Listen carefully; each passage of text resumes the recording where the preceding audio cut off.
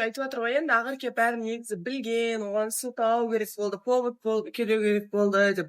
Негізі обсуждениені жақсы көрмеймін, бірақ енді темірді ыстық кезінде соқ деген ғой. Енді мені кішкене сондай неудачный положениеге тастап кеткен адамдарды мен неге аяуым керек деген сияқты әңгіме ғой. Я тоже буду до конца айта беремін, маған бәрібір. Егер маған өзі точнее иә, негізі ол айтқандай мен отрицать етпеймін. Шындықты мен екеуінің рекламаға түсу керек екендігін білдім. И ол нәрсе жаңағы сөйлесіліп тұрған кезде де бәрінде қасында болдым. Бірақ енді басқа адамдардың көзінше бір болады ғой, бір байына жабысқан қатындар сияқты олай болғым келмеді. И мен андай қылып, и оған да көрсеткім келмеді. Жалпы мен бүйтіп бір самооценкасы төмен, қызғаншақ қыздар сияқты ондай болып қалғым келмейді негізі. И сондықтан мен ондай қылып көрінгім де келген жоқ. И мен оған просто өзі түсінетін шығар деп ойладым. Егер де оның орнында мен болғанда, и маған сондай предложение болып тұрғанда, мен оны оған айтпастан істесем, ода вообще бұдан да бурный реакция болар еді, бұдан да бурный барлық нәрсе вообще хуже болады еді. И жалпы андай нәрсе ғой, просто менің андай қылып нететінім, ойланатыным да, маған айтады да, мен кетіп баратырмын мамама деп. И бармаймын жарайды рекламаға деді.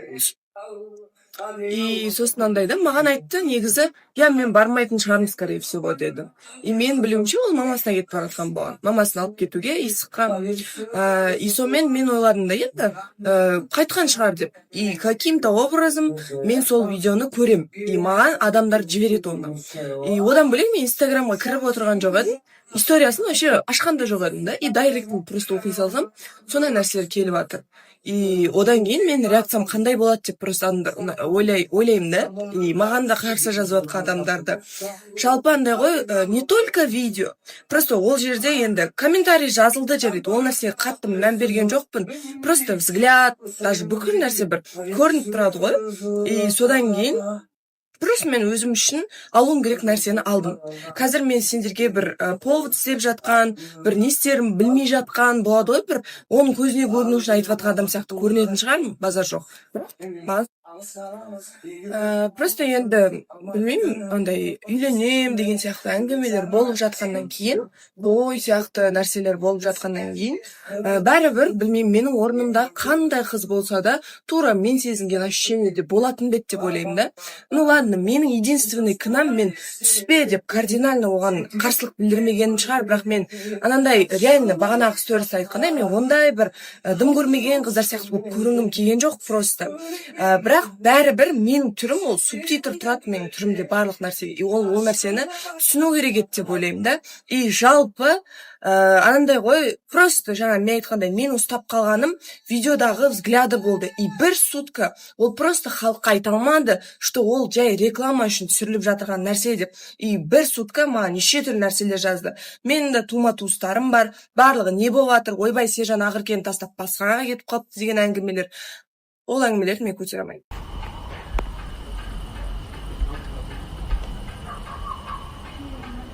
Реклама ғой. Ассалаумағалейкум, баршаларыңызға қалайсыздар. Кешегі видео жайлы толығымен сіздерге айта кетейін. Негізінде ондай видеоның болатынын және де ондай видеоның шығатынын ақерке толығымен курста болатын. Мен ешкімнен барып тығылып түсірген жоқпын, жасырып техничный кетіп қалған жоқпын. Өзіне бір ауыз сөз айтқан кезде жарайды мені түсіре бер деген еді, бірақ түсіріп болғаннан кейін төбесіне жай түскендей, төбесіне тас түскендей бүкіл оқырмандарға Сержанның қандай жаман адам екенін салып қойғанын мен де түсінбей қалдым негізінде. Съемкадан кейін барып бір ауыз сөз сөйлесейін десем, сыртқа шығуға да ниеті болған жоқ, сөйлесуге даже құлшынған жоқ. Сондықтан мен өзім үшін бір вывод жасадым, просто адам өзіне бір кішкентай ілік, болмаса бір причина іздеп жүрді, осы видеодан тауып алды деп ойлаймын.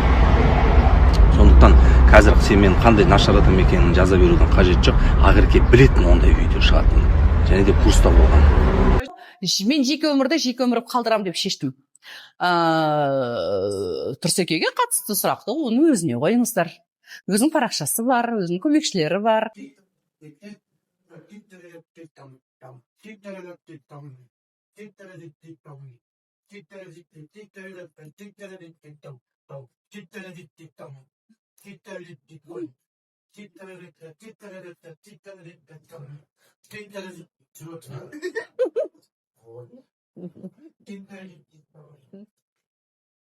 Мен негізі сізді бұрыннан енді жақсы таныспыз ғой. Бұрыннан құрметтеймін, сыйлаймын. Женская солидарность деген нәрсе бар, журналистік этика деген нәрсе бар. Көп нәрсені сұрағым-ақ келеді, бірақ білмеймін, қаншалықты орынды, орынсыз білмеймін, бар ғой жеке өмірге араласу. Сол үшін сұрамай қояйын деңізші. Ресми түрде ажырастыңыздар ма? Болды, басқа ештеңе сұрағым келіп тұрған жоқ. Жоқ, мен ешқандай ол сұраққа жауап бермеймін деп шештім. Өйткені көпке түсінікті болу үшін осы жерде нүктені қойған дұрыс. Өйткені анау былай айтады, мынау былай айтады, мөлдір не істеп жүр. Бәрі жақсы. Еш алаңдамаңыздар. Осы сұраққа жауабым бізде бәрі жақсы. Тағы да ән күтеміз бе? Күтесіздер. Мөлдір Мұханова болып шыға ма, сахнаға әнші деп қабылдаймыз ба? Сізді қалай таныстырамыз? Өз-өзіме мен әншімін, мен актрисамын деп ат қоя алмаймын. Көтеретінде түсіретінде халық деп жатады ғой. Сахнада деп таныстырғанда кім дейміз? Мен сол күнге жетейік. Мынандай сұрақ енді бүгін Айгүл ханымның қуанышына келіп тұрмыз ғой. Айгүл ханым бірінші рейтингте бірінші әнші болды, жеке өмірі талқыланған былтырғы жылдан бастап. Енді Алла қаласа ана болғым келеді дейді, немересін таныстырып жатыр, келінін көрсетіп жатыр. Енді өзіңіз де баса аяғасын білесіз ғой, енді баса ағасында жүрсіз. Жалпы сол қаншалықты дұрыс жеке өмірін көрсету, жария ету, халыққа оның барлығын түсіндіру, сізде кіріп кетіп жатсыз ғой қазір сол тақырыпқа. Сіз көрсеткіңіз келсе де, көрсеткіңіз келмесе де халық өзі біліп алады барлығын. Себебі біз халықтың алдында жүрміз. Халық қазір ешқандай нәрсеге таңғалып қарамайды, себебі әркімнің өзінің басына бір тағдыр өтіп жатыр. Отыра қалып, шай іше қалып, отыра қалып, кішкене бір сырлассаң, оның ішінде қанша мұң бар, менің ішімде қанша мұң бар. Ешкімнің өмірі идеальный емес. Сондықтан да халыққа жасыратын жасырып, айтатын айтып отырамыз. Мен өз басым жеке өмірді көрсетпеу керек деген дүниемен келісе алмаймын. Жаңа айтып өткенде халық бәрібір біліп алады. Біз халықпен біргеміз. Айгүл Иманбаева қазір сізге көз алдыңызға қандай әже? Өте әдемі, өте жас, көзі күлімдеп тұрған, өте сұлу әже, қазіргі заманға сай әже. Қазір кімнің әже, кімнің қыз өзі білмей қалдық қой. Керісінше біздің қатарластарымыз жасарып бара жатқан сияқты ма, біздің замандастарымыз әлде біздің көзімізге солай көріне ма? Негізі өмір сүре келе әр нәрсенің сұлулығын көре бастайды екенсің, қадірін түсіне бастайды екенсің, жаман ойламайды екенсің, әр нәрсеге қуанып шүкіршілік етіп тұрады екенсің, сол үшін де шығар. Бақытты болыңызшы, мен сіздің көз жасыңызды емес, бақыттан көз жасыңызды көрейінші. Барлық бастамалар. Театрдан шықтық, алтын сандықтан. Енді эмоция ерекше. Моля көзіне жас алды. Тағы жылаймын қазір. Бір белгі сияқты көрінді мен үшін. Менің өміріммен байланысты сияқты болып көрінді. Жаңадан туылғандай боласыз да. Өзіңіз сәби сезінеді екенсіз. Бір белгі сияқты, білмеймін, басқаша болып кетті. Моля, жыламаш, пожалуйста, бәрі күшті болады, расында да бәрі де бекер емес.